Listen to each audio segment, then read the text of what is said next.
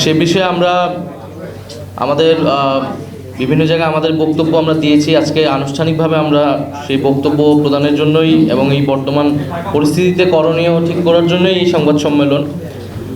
আমরা যেটা আমাদের সদস্য সচিব বললেন যে একটা গণঅভ্যুত্থানের প্রেক্ষিতে ডক্টর মোহাম্মদ ইউনূস উনি আসলে সরকারের দায়িত্ব নিয়েছিলেন এবং এই অন্তর্বর্তী সরকার কাছ থেকে আমাদের প্রত্যাশা ছিল বা প্রত্যাশা আছে যে গণঅভ্যুত্থানের আকাঙ্ক্ষা, যেটা বিচার এবং সংস্কার এবং পরবর্তীতে মানুষের ভোটাধিকার নিশ্চিতের জন্য শান্তিপূর্ণ ক্ষমতা হস্তান্তর অর্থাৎ নির্বাচনের দিকে বাংলাদেশ যাবে। এই অন্তর্বর্তী সরকার আসলে কি শুধুই নির্বাচনকালীন সরকার নাকি গণঅভ্যুত্থানের আকাঙ্ক্ষা বাস্তবায়নের সরকার? এইটা একটা মৌলিক বিষয়। আমরা মনে করি যে এই অন্তর্বর্তী সরকার একটা গণঅভ্যুত্থানের প্রেক্ষিতে হয়েছে এবং ফলে তার গণঅভ্যুত্থানের যে আকাঙ্ক্ষা, সেই আকাঙ্ক্ষা বাস্তবায়নের একটা দায়বদ্ধতা রয়েছে।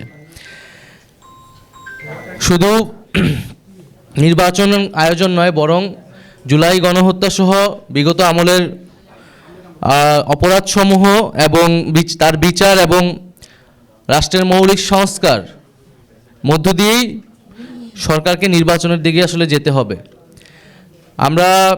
তাই আমাদের প্রত্যাশা বা আমাদের আহ্বান থাকবে যে ডক্টর মোহাম্মদ ইউনূস তিনি দায়িত্বে থেকেই রাজনৈতিকভাবে সকল পক্ষের সাথে আলোচনা করে একটা সমাধানের দিকে যাবেন। আমরা মনে করি যে জুলাই ঘোষণাপত্রের যেই নির্ধারিত সময় দেওয়া হয়েছিল, সময় কিন্তু আগাচ্ছে, ফলে নির্ধারিত সময়ের মধ্যেই জুলাই ঘোষণাপত্র প্রদানের ব্যবস্থা করা উচিত এবং বিচার দেশ জুড়ে তোলপাড় ওয়ালটন ফ্রিজ কিনে আপনিও হয়ে যেতে পারেন মিলেনিয়ার। সংস্কার এবং নির্বাচন এই তিনটিরই রোডম্যাপ একসাথে প্রকাশ করা উচিত। তাহলে জনমনে এবং সকল রাজনৈতিক দলগুলোর মধ্যে এক ধরনের স্বস্তি তৈরি হবে, আস্থার জায়গা তৈরি হবে।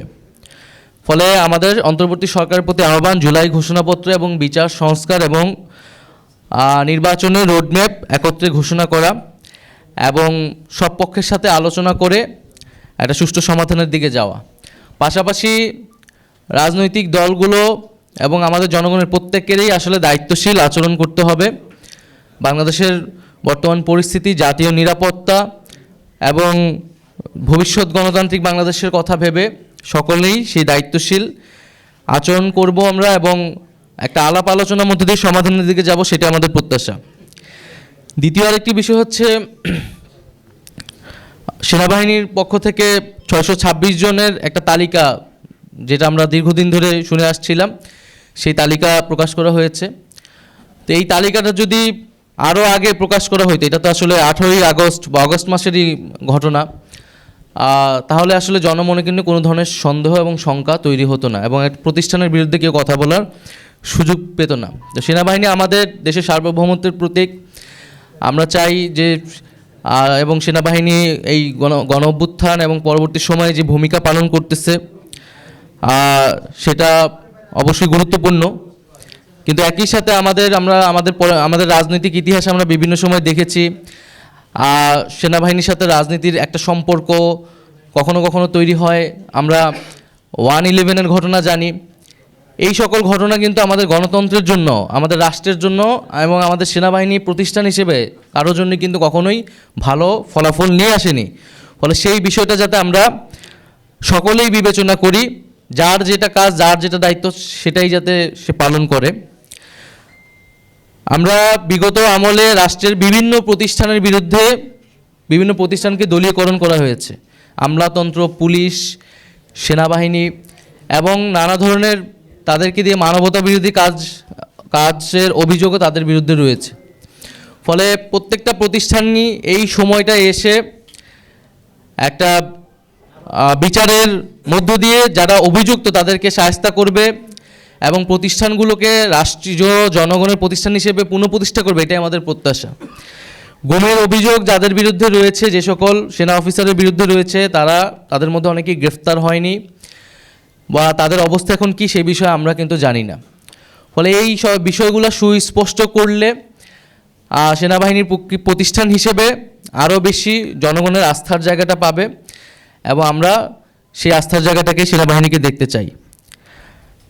এছাড়া যেই আওয়ামী আমলে নির্বাচনগুলো আদালতে গিয়ে এক ধরনের বৈধতা নেওয়ার চেষ্টা করা হচ্ছে, নির্বাচনগুলোকে বৈধতা দেওয়ার চেষ্টা করা হচ্ছে। আমরা মনে করি যে এটা একটা বিশৃঙ্খলা তৈরি করবে। আওয়ামী আমলের সকল নির্বাচনকে কিন্তু আমরা ফ্যাসিবাদ বিরোধী সকল রাজনৈতিক দলই অবৈধ হিসেবেই ঘোষণা করেছি, অবৈধ হিসেবে আখ্যা দিই। ফলে সেই নির্বাচন নিয়ে বিশৃঙ্খলা তৈরি করার চেষ্টা না করে আমাদের স্থানীয় সরকার নির্বাচনের দিকে যাওয়া উচিত। স্থানীয় সরকার নির্বাচনের মাধ্যমে নাগরিক যে দুর্ভোগ সেটিও আসলে দূর হবে।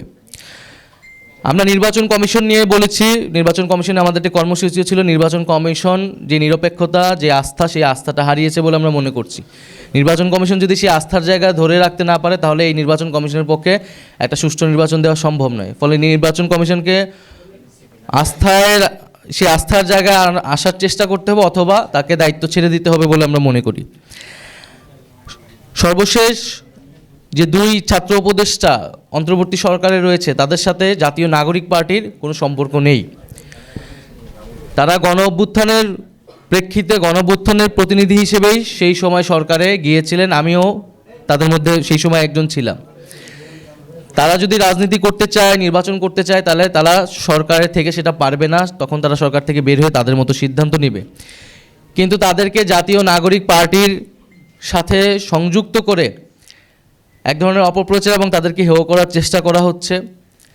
আমরা বলবো যে এটি খুবই উদ্দেশ্যমূলক। গণ অভ্যুত্থানের প্রতিনিধি আকারে তারা গিয়েছে। আমাদের শহীদ পরিবার এবং আহতদের পুনর্বাসন, বিচার, সংস্কার, এই গণ অভ্যুত্থানের আকাঙ্ক্ষাগুলো তদারকি করার জন্যই তারা গিয়েছিল।